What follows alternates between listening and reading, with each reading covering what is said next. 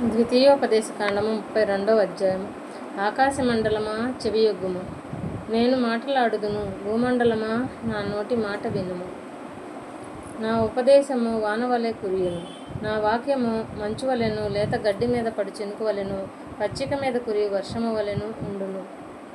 నేను యెహోవా నామమును ప్రకటించెదను, మన దేవుని మహత్యమును కొనియాడుడి. ఆయన ఆశ్చర్యదుర్గముగా ఉన్నాడు, ఆయన కార్యము సంపూర్ణము, ఆయన చర్యలనియు న్యాయములు. ఆయన నిర్దోషి అయి నమ్ముకొనదగిన దేవుడు. ఆయన నీతిపరుడు, యథార్థవంతుడు.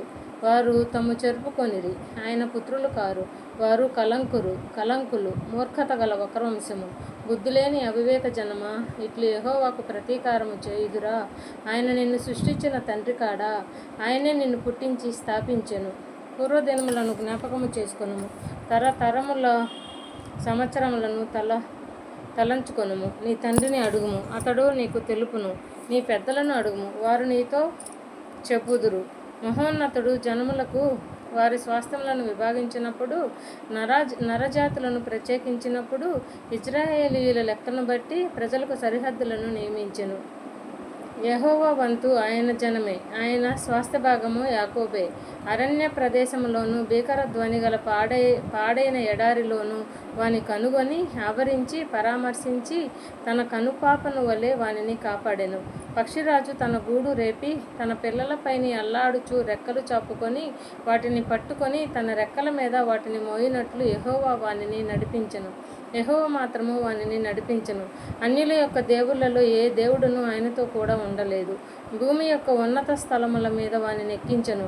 పొలము పంట వానికి తినిపించెను. కొండబండ నుండి తేనెను, చెకుముకి రాతి బండ నుండి నూనెను అతనికి జుర్రించెను. ఆవు మజ్జిగను, గొర్రె మేకపాలను, మేకల పచ్చిపాలను, గొర్రె పిల్లల కొవ్వును, బాషాను, పొటేళ్లను, మేకలను, గోధుమల మెరికెల సారమును నీకిచ్చెను.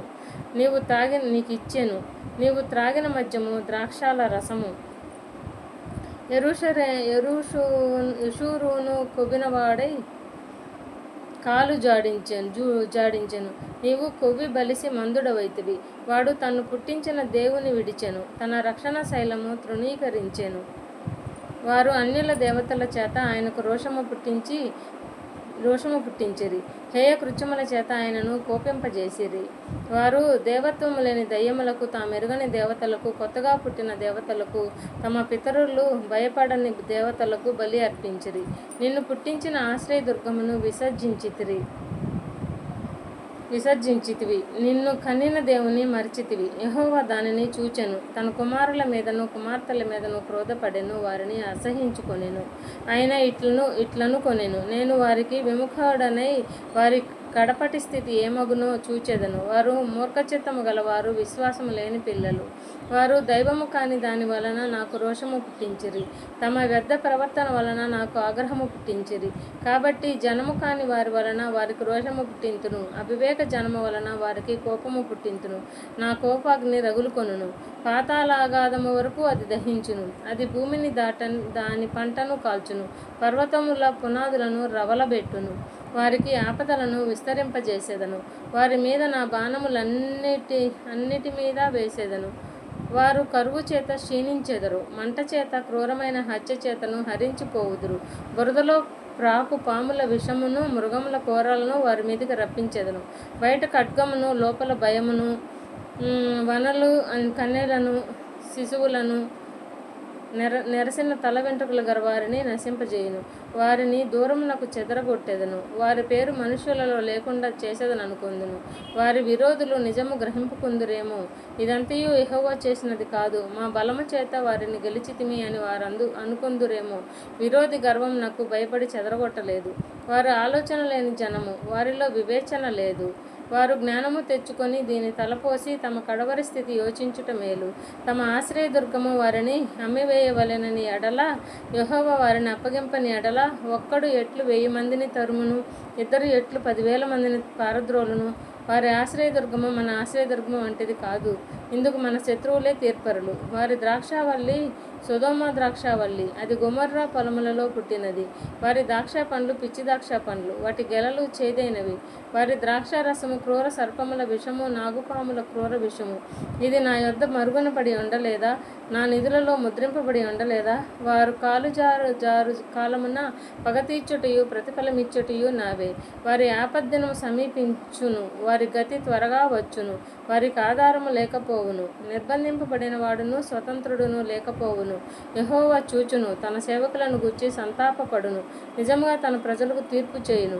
ఆయన వారి నైవేద్యముల కొవ్వును తిని వారి పానీయార్పణము అయిన ద్రాక్షారసమును త్రాగిన వారి దేవతలు ఏమైరి? వారు ఆశ్రయించిన దుర్గములే లేచి మీకు సహాయము చేయవచ్చును.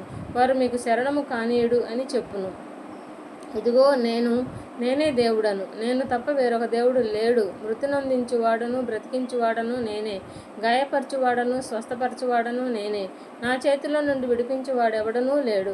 నేను తలతలలాడు నా ఖడ్గము నూరి నా చేత న్యాయమును పట్టుకొని ఎడల నా శత్రువులకు ప్రతీకారము కలుగజేసేదను.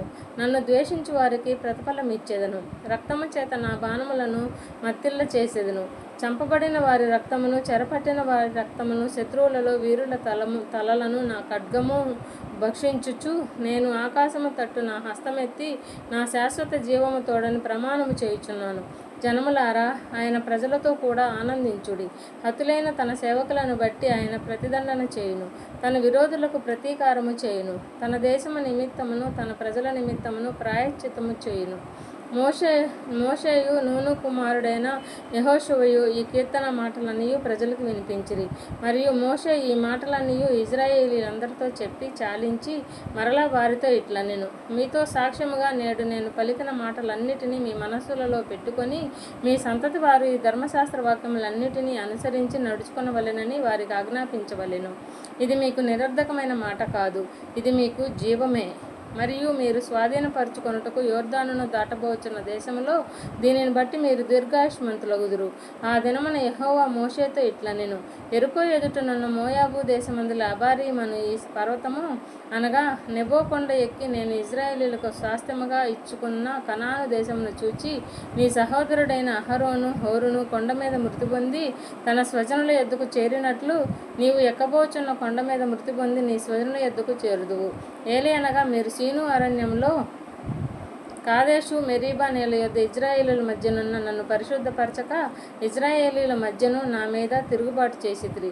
ఎదురుగా ఆ దేశమును చూచెదవు, కానీ నేను ఇశ్రాయేలుకి ఇచ్చుచున్న ఆ దేశమున నీవు ప్రవేశింపవు.